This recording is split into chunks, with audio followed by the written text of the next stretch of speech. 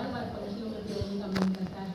कुछ देखिए, एक चीज है, मैं कई बलिदानियों से प्रेरित हूं, जैसा कि आप सब भी हैं। कोई एक बात ये समझ लीजिए कि यहाँ इस मंच पे बैठ के और ये माइक हाथ में लेके मैं ऐसा कुछ नहीं बोलूंगा जो आप पहले से नहीं जानते। मैं वही बातें बोलूंगा जो आप जानते हैं। मेरा काम आपका ज्ञानवर्धन करना नहीं है, आप सब मुझसे ज्यादा ज्ञानी हैं। मैं खाली आपको कुछ चीजें याद दिला दूंगा। घर का छोटा होने के नाते ये मेरी जिम्मेदारी है, तो वो मैं जिम्मेदारी पूरी कर रहा हूँ। एक बात है, आपने बोला कि कौन से शहीदों से आप प्रेरित हैं। मुझे बहुत आदर के साथ मैं शहीद शब्द को अपने शब्दकोश से हटा चुका हूं।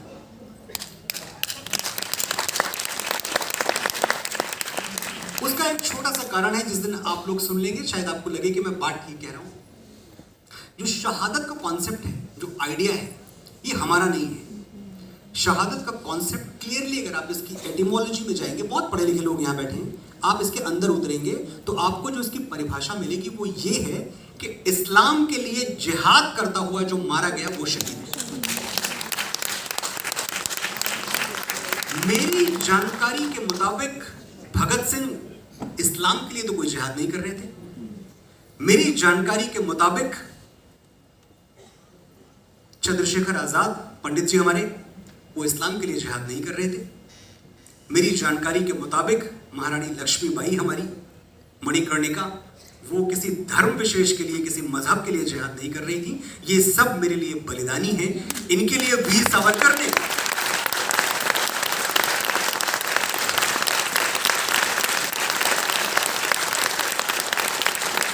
बहुत आभार, मुझे बड़ी खुशी हुई, प्रसन्नता हुई कि मेरी बात आप तक पहुंच गई, क्योंकि आप ही तो मेरी आवाज है। मैं अगर आप तक बात पहुंचा पाया, कोई सही बात कह पाया, तो मुझे पता है कि आप इतने योग्य हैं और आप इतने एक्टिव हैं, आप इतने सक्रिय हैं कि आप मेरी बात करोड़ों तक पहुंचाएंगे। तो हम अपने बलिदानियों को शहीद कह के याद लेंगे, हम उनको वीर कहेंगे, हम उनको बलिदानी कहेंगे। एक और नाम है जो वीर सावरकर ने दिया था, हुतात्मा, हम उनको हुतात्मा कहेंगे।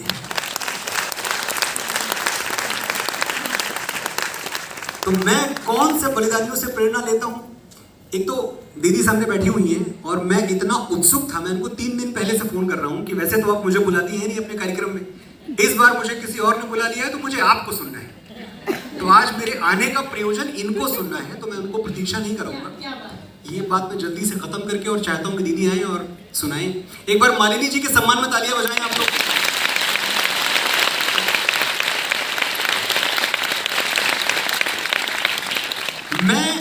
मैं अपने इतिहास से प्रेरणा लेता हूं, उसका एक रीजन है। जो देश अपने नायकों से प्रेरणा नहीं लेता, वो उनके जैसा बनने की ललक खो देता है, और हमारा नीचे गिरना वहीं से शुरू होता है जब हम अपने नायक नहीं ढूंढ पाते।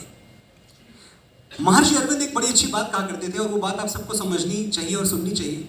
महर्षि अरविंद कहते थे कि अगर कोई राष्ट्र 3 पीढ़ियों तक अपनी संस्कृति से कटा रहता है तो उसकी संस्कृति हमेशा के लिए मर जाती है। हमारे साथ क्या हुआ है? ये बात अलार्मिंग है, ये बात डरावनी है, पर सच है। हम तीसरी पीढ़ी हैं।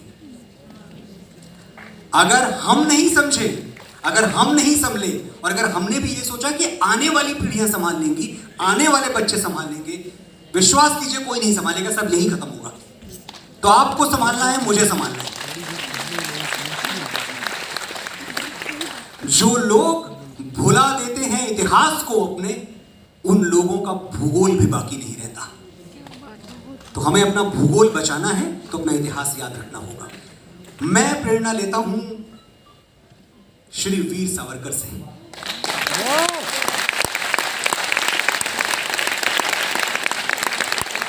मैं महाराष्ट्र के उस धरती पे, वो मेरी कर्म भूमि है जहां वीर सावरकर जन्मे, पले, बढ़े, क्रांतियां की। और आप देखें, मैं तो कवि हूं, मैं तो लेखक हूं, तो मुझे तो उनसे ज्यादा ही इंस्पायर होना बनता है। और इसलिए आपको पता है, कितने लोग आप में से जानते हैं कि वीर सावरकर ने भारत माता की शान में, उनकी स्तुति में 6000 कविताएं लिखी थी, 1 या 2 नहीं। और क्या आप ये जानते हैं कि वीर सावरकर ने ये कविताएं कलम और स्याही से नहीं लिखी थी, ये कील और कोयले से लिखी थी।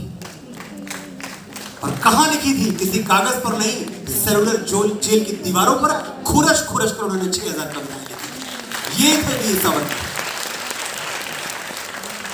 तो मैं वीर सावरकर से प्रेरणा लेता हूं। मैं प्रेरणा लेता हूं हमारे सरदार भगत सिंह से।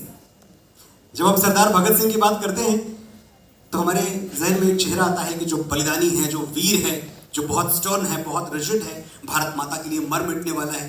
मैं हमेशा लोगों से कहता हूं कि भगत सिंह का एक और चेहरा था। भगत सिंह बहुत रोमांटिक थे। हम डिस्कनेक्ट कब होते हैं? जब हमें लगता है कि हाँ, भगवान श्री राम जैसे हम थोड़ी हो पाएंगे। मैं चाहता हूं कि आप भगवान श्री राम जैसा होने की कोशिश करें।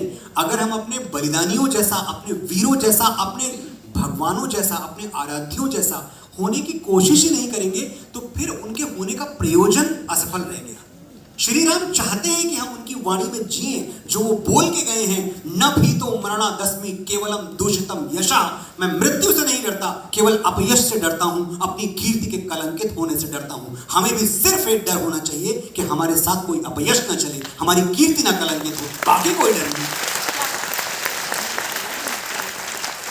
और ये भगत सिंह, मैं जिनकी बात कर रहा था, ये इतने रोमांटिक थे कि जब इन्हें कहीं कोई रोमांटिक गाने सुन लेते तो रोने लगते थे और इनके साथी इन पे हंसते कि भगत, तुम भगत सिंह हो।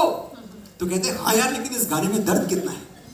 तो मैं ये जानता हूं कि अगर भगत सिंह यहां बैठे होते, दीदी अभी गाने वाली है यहां, तो शायद कुछ ऐसा गाती कि वो रोने लगते सुन के। गली के मोड़ पे लड़कों के एक जमघट में ये किसने दर्द भरी लय में माहिया गाया, मुझे किसी से मोहब्बत नहीं मगर ए दोस्त ये क्या हुआ कि दिले बेकरार भर आया। ये भगत सिंह। मैं एक आखिरी किस्सा कह के यहां से जाऊंगा। आपने सवाल पूछ लिया है तो मुझे सरदार जी याद आ गए। ये उस दौर की बात है जब भगत सिंह, राजगुरु और सुखदेव लाहौर सेंट्रल जेल में बंद हैं। फांसी का हुक्म सुनाया जा चुका है।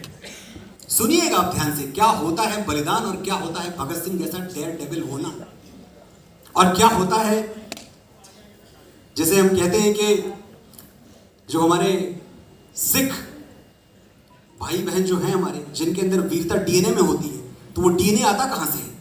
दशमेश गुरु की जो संतानें हैं वो इतनी वीर होती कैसे हैं? रॉबर्ट और बार्कर नाम के 2 अंग्रेज ऑफिसर भगत सिंह से मिलने आते हैं।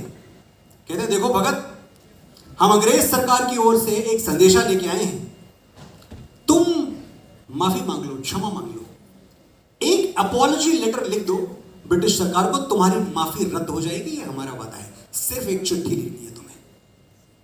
भगत सिंह सुन रहे होते उनकी बात, वो लगे हुए कन्विंस करने पे, इधर से रॉबर्ट इधर से बार्कर बार बार मान जाओ भगत, एक चिट्ठी ही तो है, एक माफी ही तो है, एक सॉरी ही तो बोलना है, झुक जाओ भगत, झुक जाओ।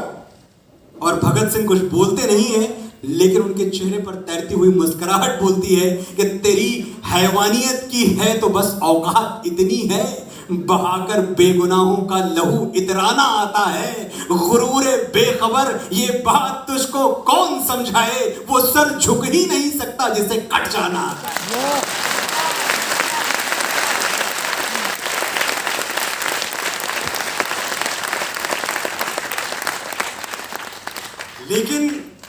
लेकिन क्या आप जानते हैं कि भगत सिंह ने चिट्ठी लिखी? तो भगत सिंह ने अंग्रेज सरकार को चिट्ठी लिखी और उस चिट्ठी में ये सचमुच ये लिखा कि मुझे फांसी ना दी जाए।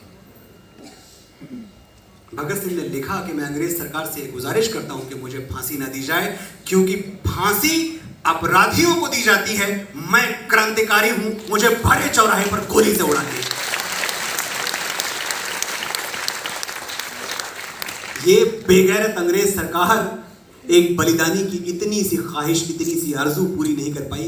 हमारे सरदार भगत सिंह फांसी का फंदा उन्होंने ऐसी दीवानगी से चूमा जैसे मेहंदी से सजे हुए अपनी दुल्हन के हाथ चूम रहे हो। ऐ दुल्हन, मैं राख बन सतलज नदी में बह गया, पूछ मत तेरी जुदाई दिल पे कैसे सह गया, है शहादत की खुशी पर जाते जाते दुख भी है, हाय आजादी तेरा घूंघट उठाना रह गया।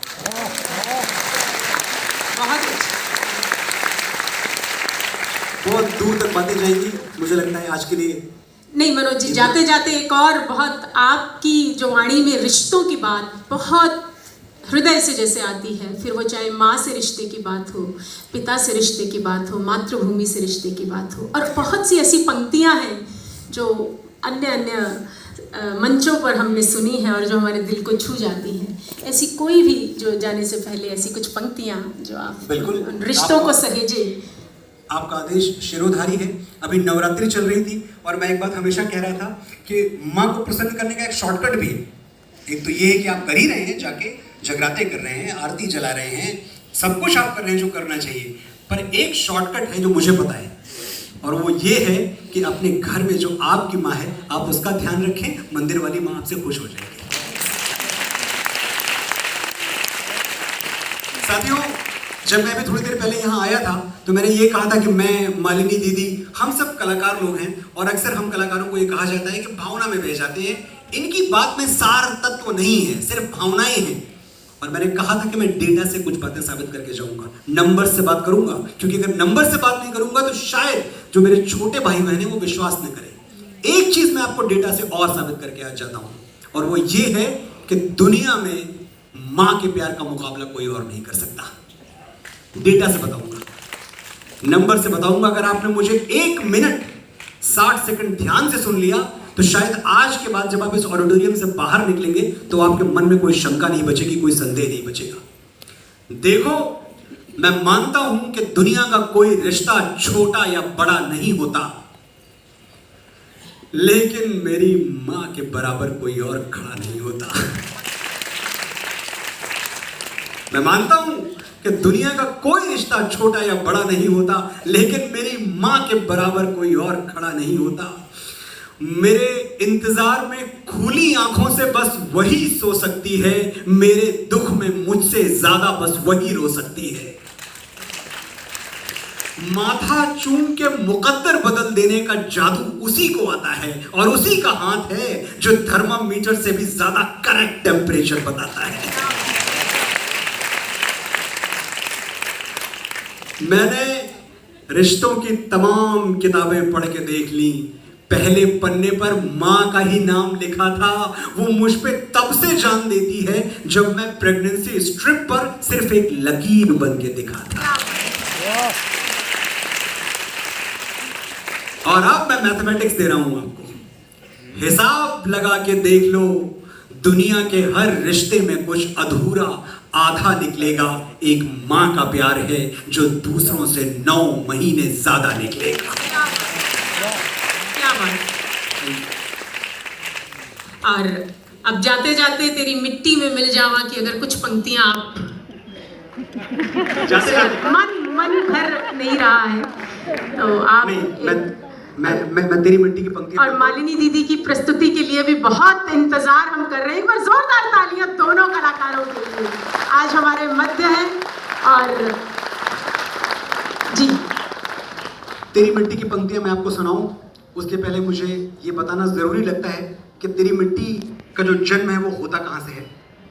मुझे एक फिल्म दिखाई गई केसरी, जिसका क्लाइमेक्स सीन आप सबने देखा है, फिल्म देखी है, कि हमारे 21 जांबाज सिख सोल्जर्स बलिदानी वो धरती पे पड़े हुए हैं, बलिदान हो चुके हैं भारत मां के चरणों में। मैं उनको देख के एक बात सोचने लगा कि अगर इनको इस दुनिया से जाते जाते एक अवसर दिया जाता कि एक चिट्ठी लिख लो, एक आखिरी चिट्ठी लिख के फिर दुनिया से चले जाओ, तो वो आखिरी चिट्ठी क्या होती। और यहीं से तेरी मिट्टी का जन्म होता है। ये तेरी मिट्टी का प्रीक्वल है, उसके पहले की कहानी है। वो चिट्ठी ये होती कि सरहद पे गोली खा के जब टूट जाए मेरी सांस, मुझे भेज देना यारों मेरी बूढ़ी मां के पास।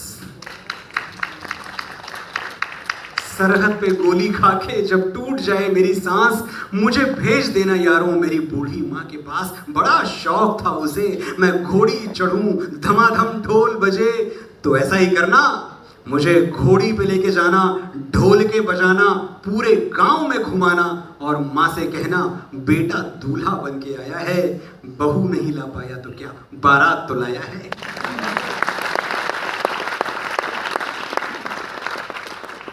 मेरे बाबूजी पुराने फौजी बड़े मनमौजी, कहते थे बच्चे तिरंगा लहरा के आना या तिरंगे में लिपट के आना। कह देना उनसे मैंने उनकी बात रख ली, दुश्मन को पीठ नहीं दिखाई, आखिरी गोली भी सीने पे खाएगी। मेरा छोटा भाई, उससे पूछना क्या मेरा वादा निभाएगा। मैं सरहदों से बोल के आया था, एक बेटा जाएगा तो दूसरा आएगा। मेरी छोटी बहना, उससे कहना मुझे याद था उसका तोहफा, लेकिन अजीब इत्तेफाक हो गया, राखी से पहले ही भाई राख हो गया। बस एक आखिरी गुजारिश, मेरी आखिरी ख्वाहिश, मेरी मौत का मातम ना करना। मैंने खुद ये शहादत चाही है, मैं जीता हूं मरने के लिए, मेरा नाम सिपाही है।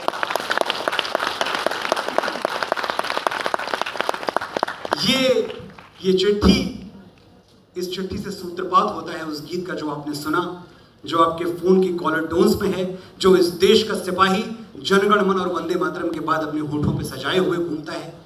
मैं बहुत सौभाग्यशाली समझता हूं कि मेरी लेखनी ये लिख पाई कि तलवारों पे सर वार दिए, अंगारों में जिस्म जलाया है। पूरी जिंदगी में ये सुनता रहा कि तलवारें आके सर काट देती हैं, लेकिन जब मैं अपने भारत के सिपाहियों के बारे में सोचता हूं तो मुझे लगता है ये थोड़ी इंतजार करते होंगे कि तलवार आए हमारा सर काटे, तो तलवारों पे सर उठा के फेंक देते होंगे। इतने बलिदानी हैं, इतने वीर हैं हमारे सिपाही कि तलवारों पे सर वार दिया, अंगारों में जिस्म जलाया है, तब जाके कहीं हमने सर पे ये केसरी रंग सजाया है। ऐ मेरी ज़मीं अफसोस नहीं जो तेरे लिए 100 दर्द सहे, महफूज रहे तेरी आन सदा, चाहे जान मेरी रहे न रहे।